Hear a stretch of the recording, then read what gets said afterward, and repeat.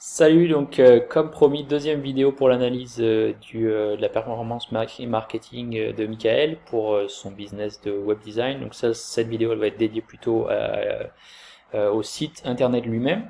Alors donc ça c'est son site. Je l'ai passé dans un outil. On va pas revenir dans la page précédente. Donc on voit que tu as environ 82 personnes par mois qui visitent ton site. Je vois qu'il y a eu une augmentation ce mois-ci, donc je sais pas si tu as fait des efforts sur la partie SEO. Et tu as 47 liens qui pointent vers ton site. Donc voilà, de manière générale, il y a deux choses qui vont compter pour aider Google à comprendre de quoi il retourne sur ton site. C'est d'une part le contenu et l'optimisation, la structure technique, etc., la vitesse de chargement des pages. Et la deuxième chose qui est à mon sens la plus importante, la plus importante et qui représente à peu près 80% on va dire de l'impact de SEO, c'est le nombre de liens qui pointent vers ton site et la qualité de ces liens. Donc par exemple, si tu avais un lien de tf1.fr qui emmenait vers ton site, il aurait beaucoup plus de poids qu'un lien que tu as juste posté sur une publication Facebook qui pointe vers ton site. Parce qu'évidemment, plus un lien est difficile à acquérir, plus il a de valeur. Et la deuxième chose qui fait aussi sa valeur, c'est le domaine duquel le lien vient. Donc tf1.fr par exemple, c'est un domaine qui est ultra connu et qui a énormément de trafic. Google a confiance en ce domaine, et donc l'impact SEO d'un lien de TF1 vers ton site serait beaucoup plus élevé que d'un site tiers que personne ne connaît ou personne ne visite. Voilà, donc une fois qu'on a dit ça, on va regarder un peu plus en détail. Donc là, moi, je vais m'intéresser aux mots qui drivent du trafic sur ton site. Donc je vois que par exemple, le mot Ali Dropship est cherché 590 fois par mois. Tu es en position 10, ce qui est pas mal, hein, tu es quand même en première page de Google tout en bas. Et tu as apparemment en moyenne 7 visites vers ton site par mois grâce à ce mot-clé. Donc après, je vois que tu as tout un tas de mots-clés qui sont plus ou moins recherchés. Donc YouTube Tax, par exemple, c'est recherché quand même vachement plus, c'était 13e. Donc là, t'es pas très loin, tu es en début de page 2. Si tu pouvais augmenter pour arriver en page 1, ça pourrait potentiellement t'amener du trafic. Après, la question, c'est est-ce que c'est le bon type de trafic? Qu'est-ce que toi, tu veux comme trafic? Moi, je vois que tu vends des sites internet, a priori. Je sais pas si c'est ton service principal ou celui que tu veux vendre le plus, mais on va supposer que c'est le cas.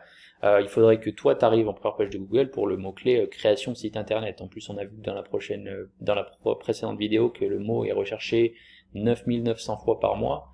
Donc si tu arrives en première page de Google, en termes de trafic, ce serait quand même beaucoup plus intéressant pour toi. Voilà, donc ensuite je l'ai passé pour voir un peu dans le même outil, mais pour voir la qualité SEO du site en lui-même. Donc tu as un score de 64 sur 100, tu as 188 erreurs critiques. Donc attends, on va descendre un peu plus bas. Avant que je regarde les erreurs critiques, je vais te montrer aussi ça, la vitesse du site. Donc sur ordinateur, ça va, tu t'en sors bien. Par contre sur mobile, tu vois, t'es plutôt mal. La vitesse d'un site internet, ça impacte le SEO, ton score SEO, mais en plus sur mobile, ça l'impacte encore plus puisque maintenant Google utilise le site mobile en priorité. Donc c'est ce qu'il regarde le plus. Donc il faut que tu améliores la vitesse de chargement de tes pages. J'ai vu que tu avais pas mal d'animations, je pense qu'il y en a certaines, tu pourrais les enlever, elles s'ajoutent pas forcément grand chose à l'expérience. Par contre, elles ralentissent les chargements de pages. Et donc voilà, donc les principaux problèmes, on voit que tu as 75 pages avec très peu de mots. Évidemment, Google va se servir des mots-clés qui est sur ton site pour comprendre de quoi il retourne. Donc si par exemple ton service principal c'est création de site internet, assure-toi que ça apparaît dans le titre de ton site, dans le tag H1, c'est-à-dire le titre principal de ta page d'accueil. Fais en sorte qu'il apparaisse, tu vois, un peu par-ci par-là sur le site. Ça sert à rien de mettre 20 fois le mot dans la page, hein, Google va vite comprendre, mais faut que tu t'aides Google à comprendre quel est le mot-clé principal. Donc moi, si j'étais toi, le titre de mon site, ce serait création de site internet, plus éventuellement une ville ou une région, et après éventuellement ton nom à la fin. Voilà. Après, tu as 13 pages qui ont le même contenu comme description. Donc Google, tu sais, sur les résultats Google, en gros, tu as le titre et après tu as la description. La description, il faut qu'elle soit unique pour chaque page. Parce que si elle n'est pas unique, qu'est-ce que ça veut dire? Ça veut dire Google dit, tiens, j'ai deux pages avec la même description, donc en théorie, ça devrait être le même contenu. Donc j'ai pas de raison de montrer les deux pages, je vais en choisir une, et il sait pas laquelle choisir en plus. Donc voilà, qu'est-ce que tu as d'autre? On va retourner dans les horaires critiques. 8 pages avec des tags qui ont le même nom.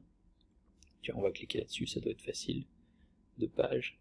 Donc par exemple ces 2 pages, je sais pas si tu en as vraiment besoin des deux déjà, mais a priori elles ont le même titre. Donc ça c'est les tags H1.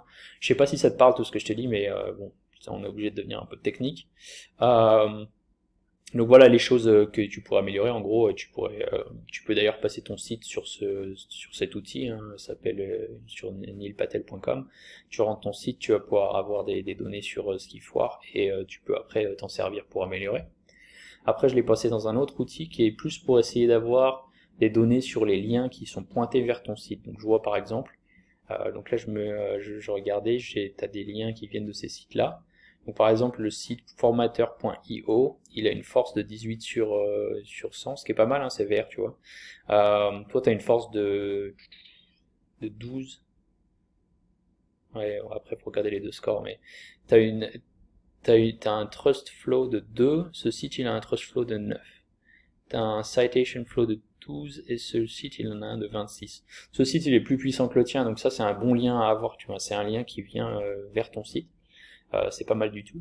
Par contre après il y a des choses à considérer, c'est qu'il y a deux types de liens, ce qu'on appelle les do follow, les no follow. Et en fait un do follow c'est un lien de meilleure qualité parce qu'il transmet plus d'influence. Donc la plupart des sites qui pointent beaucoup vers d'autres sites, par exemple les sites d'information, ils ont tendance à utiliser essentiellement des links no follow puisqu'ils veulent pas transmettre leur influence à d'autres sites. En gros ils disent à Google, bon bah voilà, j'ai un lien vers ce site, mais bon c'est un lien qui a peu d'importance. Voilà, donc toi ce que tu veux récupérer c'est un maximum de liens de sites tiers qui pointent vers le tien, et tu veux en récupérer de sites avec une influence supérieure au tien. Donc si tu cherches des sites comme ça et que tu veux voir un peu comment obtenir des liens, tu peux utiliser cette add-on pour Google, cette extension qui s'appelle NoFollow, qui vont te permettre en fait de voir sur une page donnée si les liens qui vont vers l'extérieur sont des liens dofollow ou nofollow. Donc par exemple si tu vas sur les pages jaunes.com et que tu veux voir quel type de lien ils transmettent au site, tu peux voir si c'est des dofollow ou nofollow. Et si par exemple c'est des dofollow, tu te dis bah tiens, je vais m'inscrire sur les pages jaunes de façon à avoir un lien qui pointe vers mon site. Donc voilà, et ça c'est bon après vu que la compétition locale est assez basse, à la limite t'as même pas besoin de t'embêter à regarder si c'est des do follow ou no follow link. Ce que tu fais c'est juste que pour l'instant tu essayes d'avoir des liens de sites tiers. Tu peux utiliser des répertoires de métiers, tu peux la chambre de commerce, toutes ces choses là, et tu récupères des liens qui pointent vers ton site, et ça va te donner un boost SEO. Et je te garantis que la plupart de ta compétition, ils s'en occupent même pas, ce qui devrait assez rapidement te faire monter dans les résultats, surtout sur des mots-clés comme création de site internet, MES, tu vois. Je pense pas qu'il y ait des milliers de sites qui essayent de se battre pour ces mots-clés.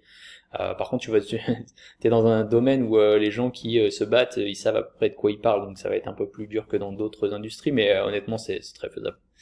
Voilà, donc j'espère que ça t'aide, et puis évidemment tout ça je le fournis en service également. Enfin il y en a certains que je fournis en service, des choses que j'ai dit. Donc si tu veux discuter de tout ça, n'hésite pas à me contacter. Sinon si tu as des questions sur ce que j'ai dit dans la vidéo, n'hésitez pas, toi ou n'importe qui voit la vidéo, n'hésitez pas à laisser vos commentaires en dessous de ce post, et j'essaierai de vous répondre dès que possible. Allez, ciao ciao.